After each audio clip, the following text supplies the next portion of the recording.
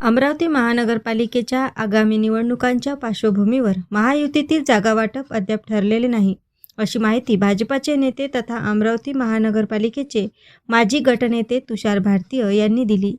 महायुतीच्या संदर्भात वरिष्ठ पातळीवर निर्णय होईल आणि त्या निर्णयावर आम्ही ठाम राहू, असे तुषार भारतीय यांनी स्पष्ट केले.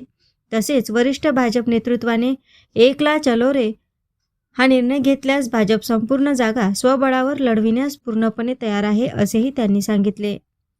मागील निवडणुकीत भाजपने स्वतंत्रपणे लढत 45 जागांवर विजय मिळवून बहुमताने सत्ता स्थापन केली होती. याची आठवण करून देत यंदाही स्वबळावर लढण्याची व जिंकण्याची पूर्ण तयारी असल्याचा दावा त्यांनी केला.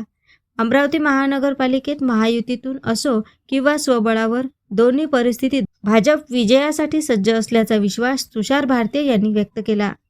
एकतर युतीच्या संदर्भात वरिष्ठ मंडळी जे निर्णय करतील त्या निर्णयावर आम्ही काम करणार आहोत.